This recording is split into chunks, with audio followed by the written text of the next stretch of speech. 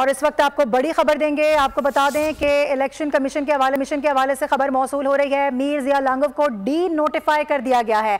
Election commission ने वजीर दाखिला बलूचिस्तान मीर जिया लांगोव को डी नोटिफाई कर दिया है। इससे कबल अपने नाजरीन को बता भी रहे थे, कुछ लिस्टें भी जारी की गई हैं। सिद्रा आरिफ हमें ज्वाइन कर रही हैं, उनसे बात करेंगे। सिद्रा, क्या डिटेल्स हैं? बड़ी खबर सामने आई है जी, इलेक्शन ट्रिब्यूनल की जानिब से जो है सूबाई वज़ीर दाखिला जिया लांगोव को डी नोटिफाई कर दिया गया है।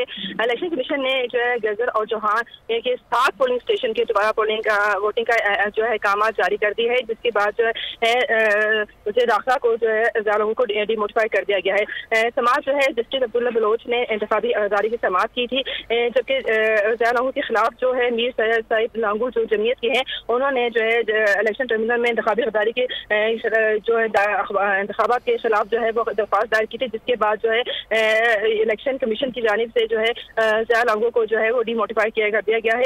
और जिया लांगोव के सईद लांगोव की जानिब से गद्दारी की पैरवी जो है वो अकरम शाह एडवोकेट ने की थी। जी ठीक है, सिद्रा में अपडेट कर रही हैं, अहम खबर आप तक पहुंचा रहे हैं। इलेक्शन ट्रिब्यूनल ने सूबाई वजीर दाखिला जिया लांगोव को डी नोटिफाई कर दिया है। इलेक्शन ट्रिब्यूनल ने गज़िक और जोहान के 7 पोलिंग स्टेशन पर दोबारा वोटिंग का हुक्म दिया है, जबकि जस्टिस अब्दुल्ला बलोच ने इंतखाबी अजरदारी पर यह समाअत की है। ट्रिब्यूनल ने जिया लांगोव के वजारत दाखिला के कलमदान को भी कलअदम करार दिया है। जबकि आपको बताएं कि जिया लांगोव के खिलाफ मीर सईद लांगोव ने इलेक्शन ट्रिब्यूनल में इंतखाबी उजरदारी दायर की थी और सईद लांगोव की जानिब से उजरदारी की जो पैरवी है वो अकरम शाह एडवोकेट की जानिब से की गई, जबकि जिया लांगोव की जानिब से सलीम लाशारी एडवोकेट ने की है। अपडेट सामने आ रही है, अहम अपडेट है, कोयटा से मौसूल हुई है खबर। इलेक्शन ट्रिब्यूनल ने सूबाई वजीर दाखिला जिया लांगोव को डी नोटिफाई कर दिया है।